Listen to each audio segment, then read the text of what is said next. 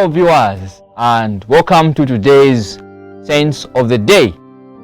Today is the 14th of February, which is Valentine's Day, and it is associated with a saint called Saint Valentine. But that's not the saint we are looking at today. Rather, today in the Catholic Church, we are looking at Saints Cyril and Methodius. Let us listen in and see what we can learn from these two, Saint Cyril and Methodius, on this Valentine's Day.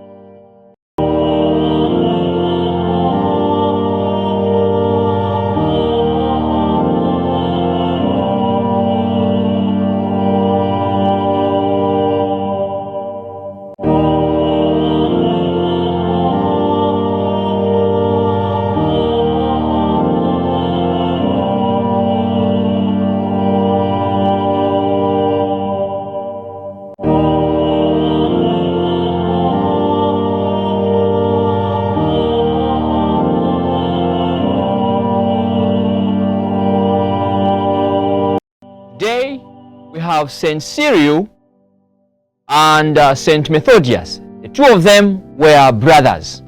Saint Cyril lived between 827 and 869. Saint Methodius, the brother, lived between 815 to 885. They are co-patrons of Europe and the Slavic peoples, and they also symbolize the unity of the Eastern and the Western churches. Their story began in Thessalonica, in Greece, a territory first evangelized by St. Paul. 7 sons were born to a Greek-speaking imperial magistrate and his wife.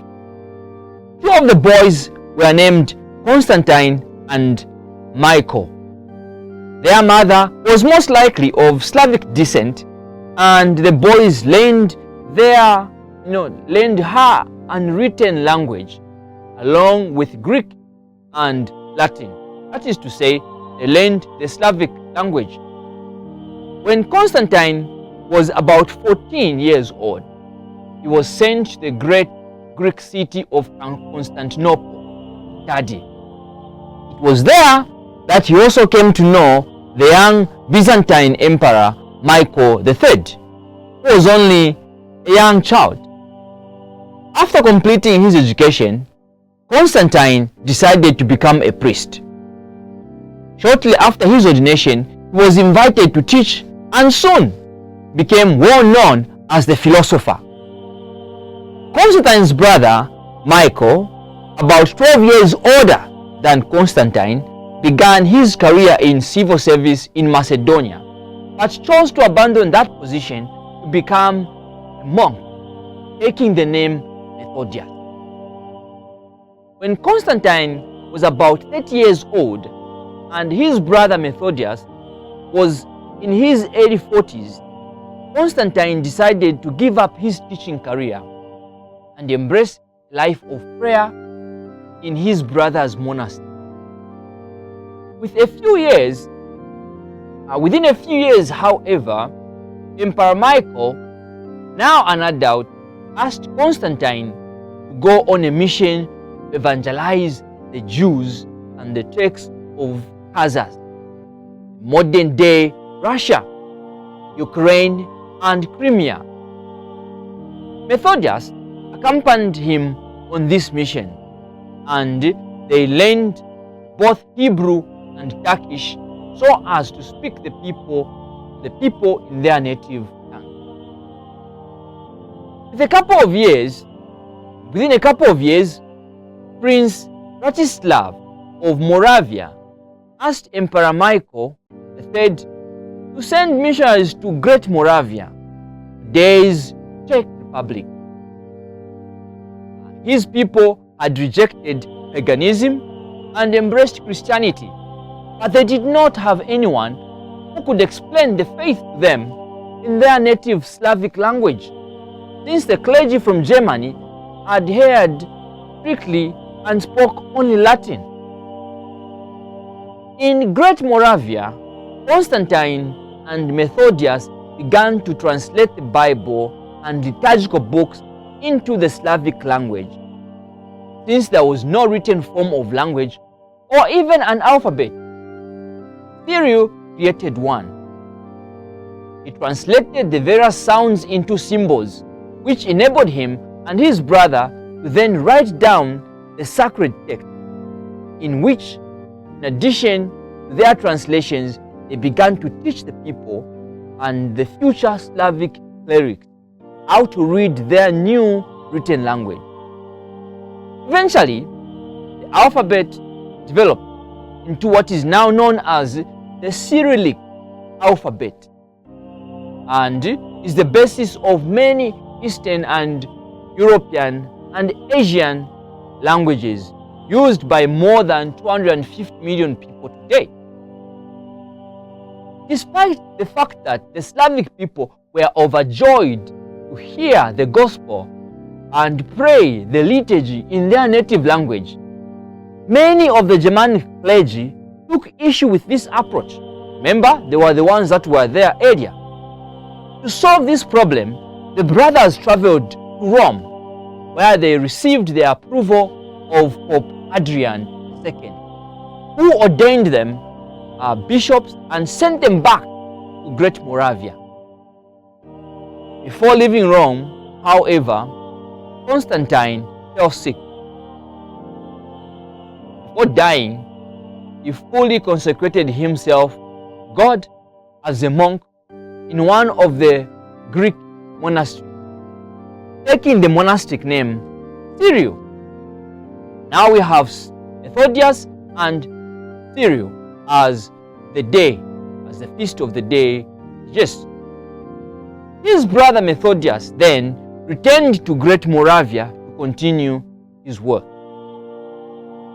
Bishop Methodius spent the next 14 years evangelizing the people in their native language, forming the clergy, and effectively administering the church. He continued to endure harsh treatment from the Germanic clergy, even being imprisoned by them for a time. But he pressed on, extending his missionary work even beyond the borders of Great Moravia. It was this mission that would be the beginning of a new era and a new method of evangelization within the church. A century after that Pope John Paul II, who was a Slavic himself, honored these two brothers with the title of co-patrons of Europe and apostles of the Slavs. This is the life of the two saints that we celebrate today.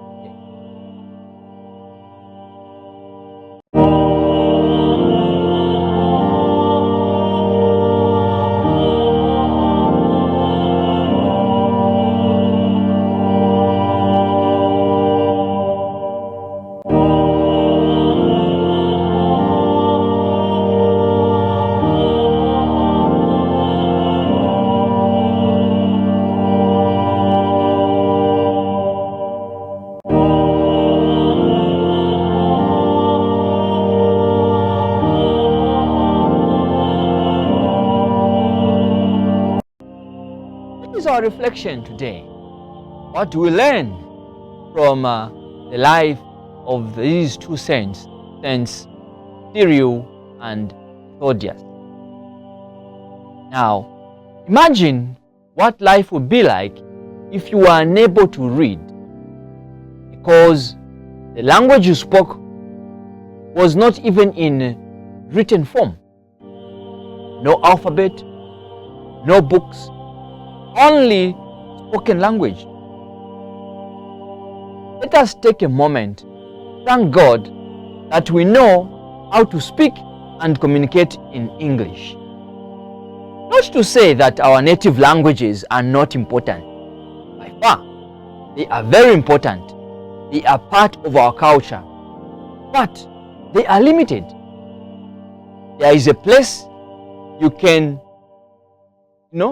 just within this country, you can go and speak your native language and someone will have no idea what you're talking about, but it is within Zambia. Equally, there are places in this country where you will go and speak English and someone will have no idea what you're talking about completely.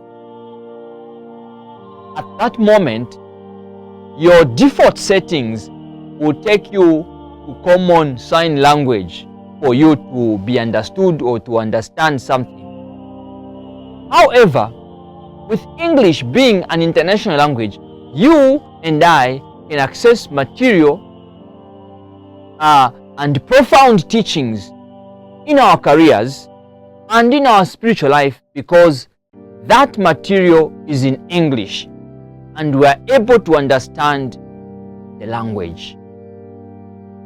I guess for many of us, even God speaks to us in English because He knows that we interact with the rest of the world in English. Maybe even our dreams are in English. One day I sat and reflected and I appreciated the fact that I can read and write English. It is a privilege. It is a great advantage to know an international language. We saw from the life of these saints how they struggled to be welcomed and how they struggled to introduce a language to the people because there was not even an alphabet there and communication was hard. Let us reflect. It is a great advantage that, that we do not even think we have. Even in words, in the worlds that don't speak English, we can find not far from where we might be someone who speaks English and can interpret in Chinese, in French, in Russian, in Swahili, in Japanese. Let us take a moment, appreciate the fact that we know how to speak English, we can read English, we understand English, which is one of the international languages, and appreciate the parents and the teachers that taught us this. Our second point is that our saints today were sent to a place where they did not know the language or culture, and there was no common language of reference. Yet they went and worked and lived with the people and brought unity between them and the Western and the Eastern churches. They had to leave their comfort zones to seek the souls that God was sending them to serve. We also see that there was resistance from another group of people, the Germanic clergy, who thought that they were doing the right thing themselves by opposing them, that the two brothers were bringing disorder. These who were opposing were truly convinced that they were doing the right thing. My brothers and sisters, we are all blind to a certain extent. Others to a greater extent, some to a lesser extent. It is always important and good from time to time to check our level of blindness. Because if you see, Methodius and Cyril were being opposed by clergy who were from another place, Germanic, and for them they used Latin, and yet they were very convinced that what they were doing was supposed to be the correct thing. Let us check our level of blindness. Blindness causes us to be closed and to demand things to happen only in the way we want them to happen. In Zambia, I would like to remind us as a country about the evil of tribalism, which can be referenced from the language barriers that our saints are faced. For the most part, this tribalism is a reflection of our own blindness and encapsulation, how closed we are. There was a time when on social media, people would be saying, when this one becomes president, who will be mistreated. They will only be employing themselves. They will only be developing their place. The language will now change, and all kinds of expressions of our own blindness. Have those things come to pass? No, they haven't. But I give ourselves the kudos for having seen tribalism for the evil it is and for fighting it. Indeed, references and fights based on it have reduced in this country, but there are still some pockets of it, especially in the political arena. The remedy is to continually challenge our own blindness, our own limitedness, our biases with honest questions and an honest openness to learn and accept people who may not talk like us, who may not look like us, who may not eat the food we eat, who have manners that are different from ours. In this, we conquer our blindness and allow God to reach us, also reach others.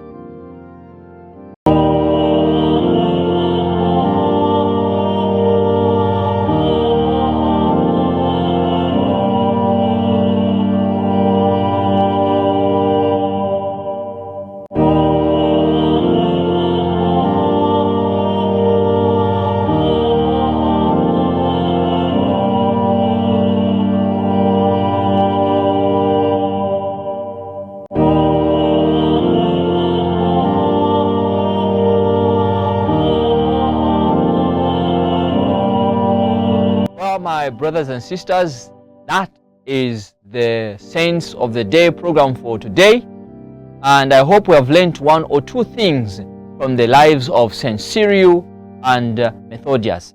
Be sure to meet me and meet the rest of the crew on the next program as we look at another saint according to the liturgical calendar. Stay tuned to Lumen TV.